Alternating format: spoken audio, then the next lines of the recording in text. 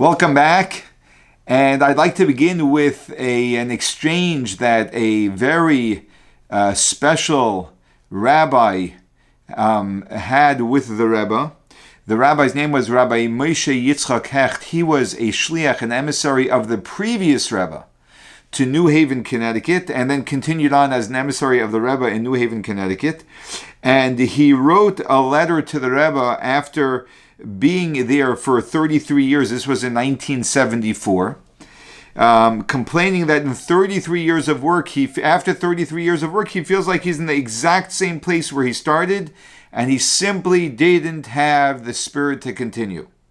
And he signed off the letter to the Rebbe saying that the Rebbe should help and do all he can. The Rebbe responded, and the Rebbe said, "I've already followed your advice." The Rebbe first begins with the quote of a verse, "Terem yikra'u va'ani ene." Before they cry out, I already answer. And the Rebbe uses that verse as a way of introducing that I already did what you requested, that I send someone who is capable of doing the work. I've sent there Rabbi Moshe Yitzchak Hecht, referring to the rabbi himself. But it appears from your letter and from those preceding it that you still are not familiar with him and with the capabilities with which this person is endowed. So the Rebbe is telling him, you're telling me I should send someone who's capable. I already did. I sent someone with the name of Moshe Yitzchak Hecht, who happens to have been him. And it just seems that you don't know the capabilities that he's been endowed with by God. Whatever the case, you should get to know him now. Immediately, everything will change. Your mood, your trust in God, everyday happiness, etc., etc. We see from this letter that very often, or I would say all the time really, when we find ourselves in situations that we feel we cannot handle, yet we know that God does not put a person into a position that they cannot handle. We know that the issue is with us. We simply lose our trust in God. We don't realize the capabilities that God has invested in us, etc. And that's why trust in God is so fundamental and transforms our entire experience of life. And the more we increase it, the more powerful we become with the gifts God has given us to fulfill the mission He put us here for. So we are continuing now with our discussion of the 7 areas of our of life where we need to have trust in God, and we are now discussing the area. Just a moment.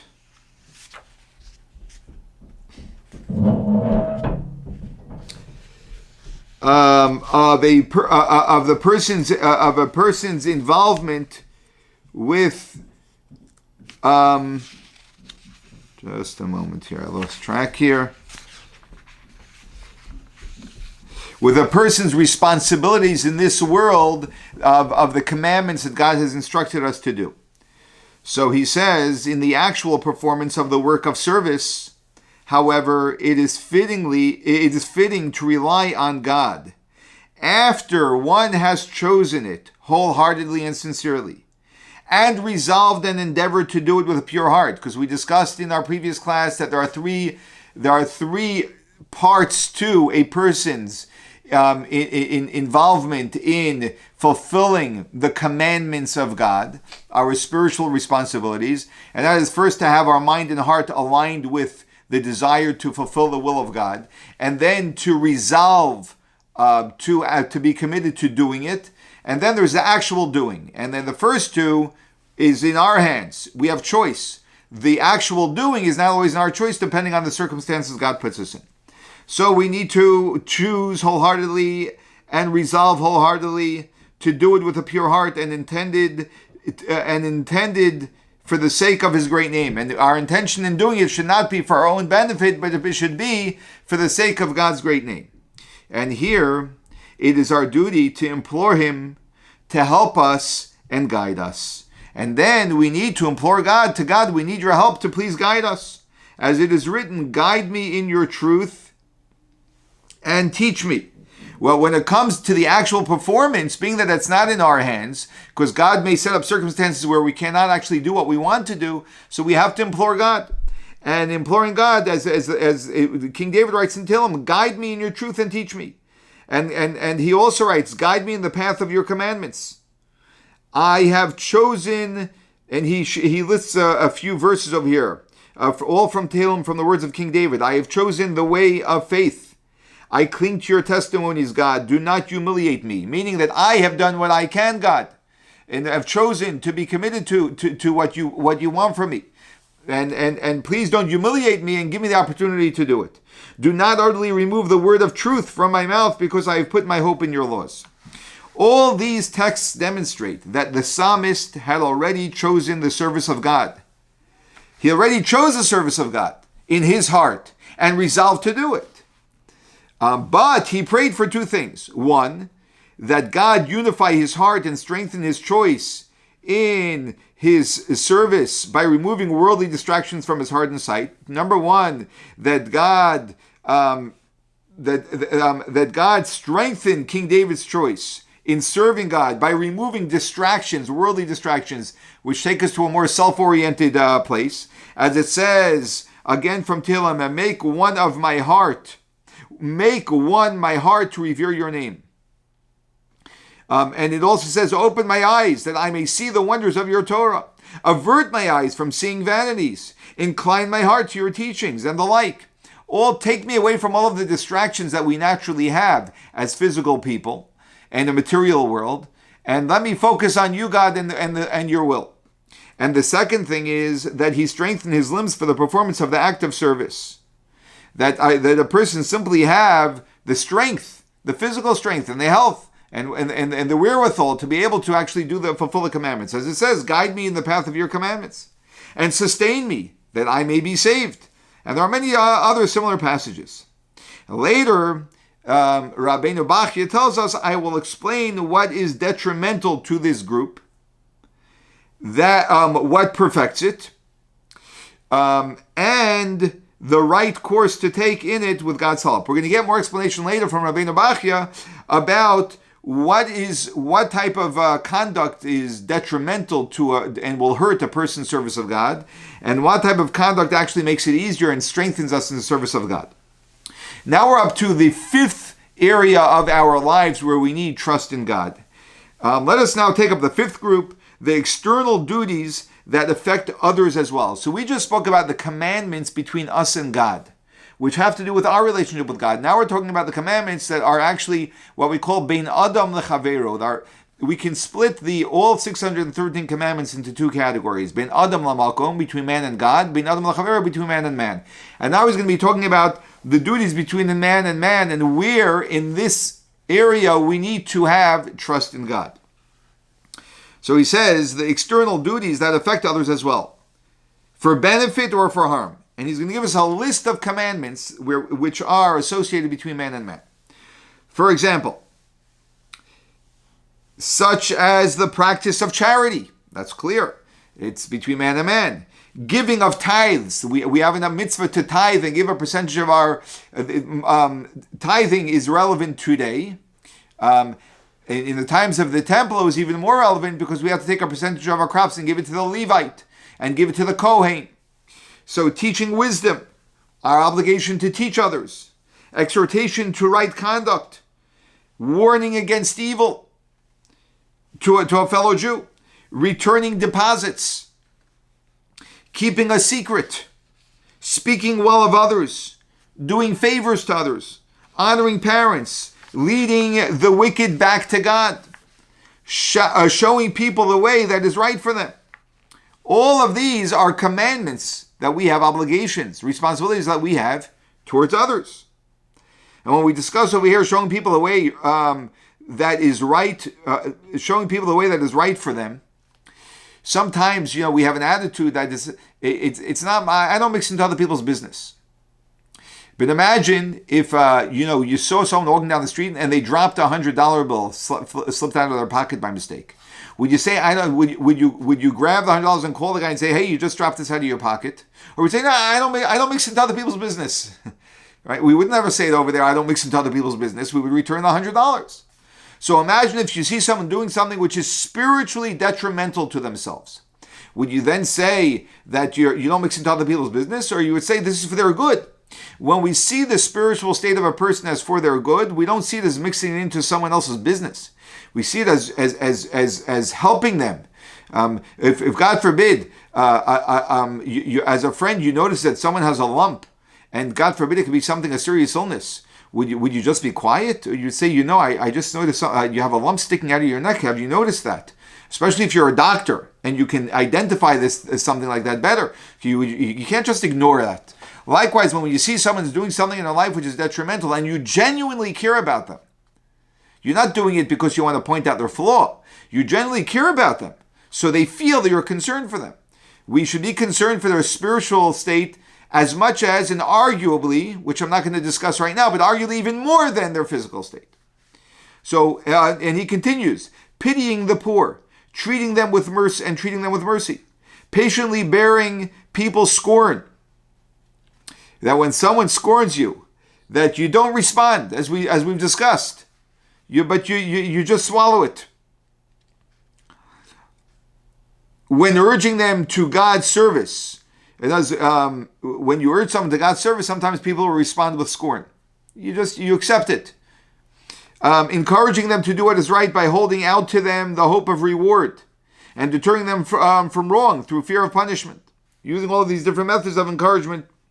So the proper way of relying, so when it comes to all of this area of our life, which are duties that we have to a fellow person, the proper way of relying on God in this regard is to keep the thought of all these and of similar activities in one's heart, resolve to do them, and pursue them in accordance with his duty to exercise free choice. As we mentioned when treating the fourth group, that again, your mind and heart should be aligned with the desire to do this. You should resolve that you're going to do your best to live up to your obligations towards your fellow man, and use the free choice that God gives you in the last category of actually doing, of implementing, to the extent that God gives you the ability to do. His sole aim should be to draw near to God, not to make a name or win honor for himself, be rewarded by others, or have power over them. The key is that the reason why I'm extending myself to another person is purely for God, not for myself, not for reward I'm going to get, not for honor that the person may give me for doing what I'm doing, and not to have power over them. And all of these are very often reasons that drive us to do these things. We give charity, it can easily be because we would like honor. We want to be recognized. We want to be rewarded, that people I help you because I want you to help me in return. Or to show that I am superior to you, and therefore you need me. All of these are the wrong reasons to do them, and they actually negatively affect the deed that we're doing. Then, having done his utmost, he should put his trust in God that he will be enabled to accomplish what he had intended to do in accordance with God's will. Then what we do is we put our trust in God. This is where the trust comes in. That God will enable us to be able to do it, or to be able to do it more fully, because for that we are for the circumstances to afford us to be able to do it. That is up to God. He should be careful to keep his good deeds hidden from anyone. Another very important thing is not to announce all of the good that he does, but to keep it hidden. Number one, this shows that we're not doing it for selfish reasons. Number two is a key point, and that is, as he's going to explain, is that in order we live in an era of marketing, and especially with social media, where we always have to let everyone know what we're doing. But the reality is that it is Hashem who enabled us to be able to accomplish what we do, and therefore we don't need ultimately marketing to market ourselves, let everyone know what we've accomplished and what we do for other people. Hashem will enable us when he sees that we are genuinely committed to it without the attention that's needed. So he should be careful to keep his good deeds hidden from anyone who has no need to know of them. Sometimes there are people who need to know of it, Otherwise, by not letting them know, you're going to affect detrimentally what you're trying to accomplish. But people who don't need to know, maybe only our ego would like for them to know, then we should keep it quiet. For if they remain hidden, his reward is greater than if they become known. Our reward for our deeds on behalf of a fellow man is greater when we keep it quiet, unknown, than when we make it known. If he's unable to conceal them, what if it's a situation where he's unable to conceal them? He should remember the principle stated earlier that neither help nor harm proceeds from any creature, except with the permission of the Creator may he be exalted. We should keep in mind that even though it's revealed, we should remember that our ability to do what we do comes entirely from God. It does not come from any person, and no person will be able to enable us more or less, or disable us unless God wants. So ultimately it's God, because the risk of it becoming known is that we begin to believe that, now that people are going to know, all different things are going to come from that. And now the interesting thing is that the Ramah, Rav Moshe Isserles, in the Shulchan Aruch, in the Code of Jewish Law, writes that it's good to make known certain mitzvahs, especially when it comes to charity. Very often, it's good for people to know to let people know your charitable acts. Why? Because other people will see and hear from it. So, how do we balance this? Should we let people know, or should we not let people know?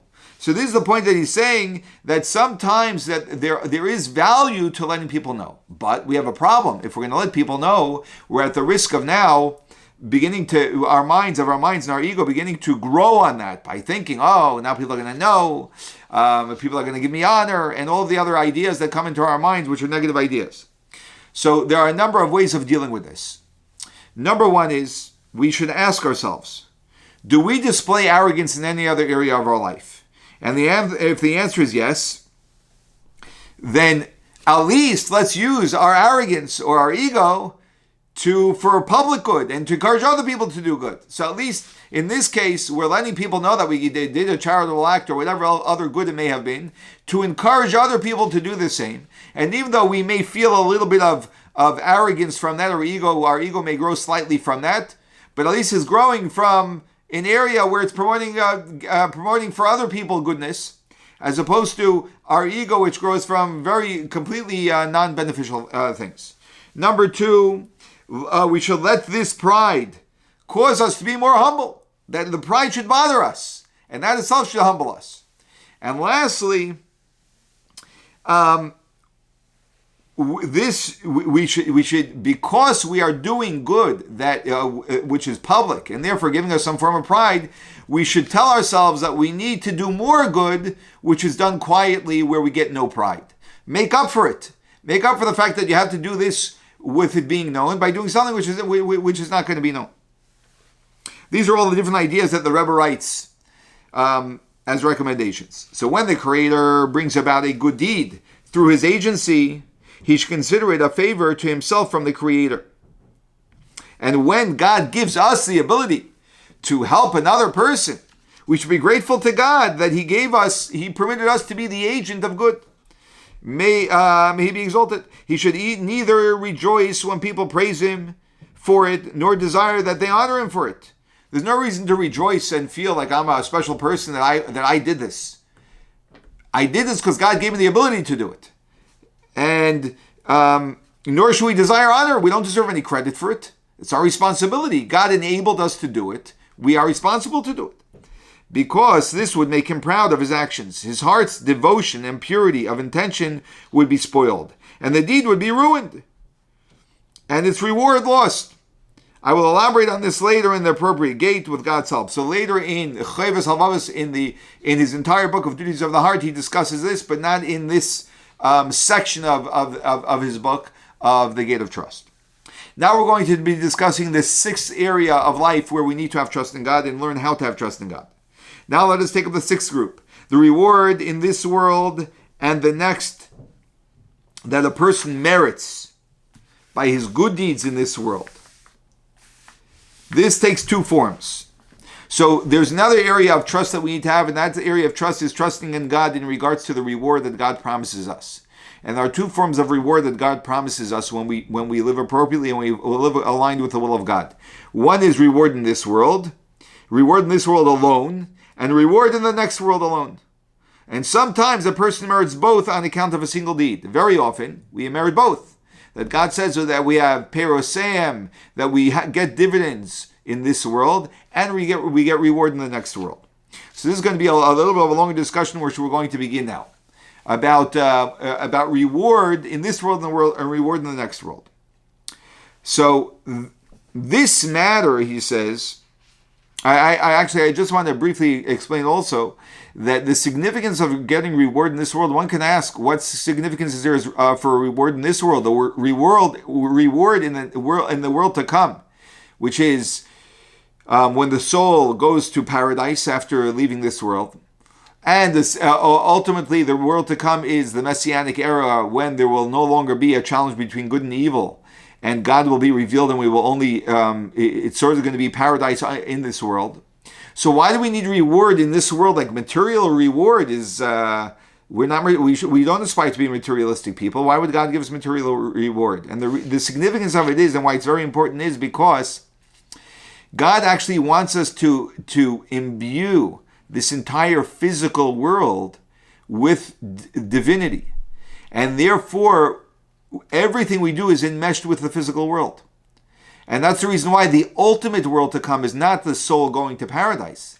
The ultimate world to come is when Mashiach comes and the soul returns through resurrection of the dead to this physical world, and there is the combination, the unification of the spiritual, of the divine in the physical world, and the physical world becomes a transparent container for the divine.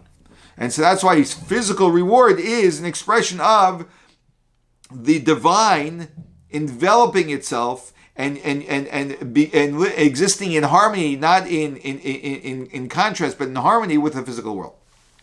So he explains that this matter was not explained to us in detail.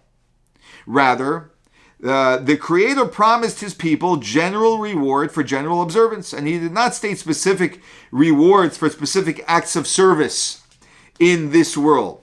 Right? When we read in the Torah, very rarely do we have specific reward for a specific mitzvah. As he did in regard to punishment for transgression. When it comes to punishment, we very often have the exact type of punishment one gets for different transgressions. But when it comes to reward, we don't find that nearly as much. Where he states which acts may make one liable to stoning, burning, decapitation, or strangling, the 40 lashes, death, premature death, payment of a monetary fine, twofold payment, a double payment, fourfold or fivefold payment for damages by an ox, a pit, a beast's teeth, or fire, when your animals create damage, or when you create a fire that creates damage, for wounding another person, seizing his private parts, defamation, and the like. The Torah is very explicit about the punishment, the exact punishment for all of these different types of violations.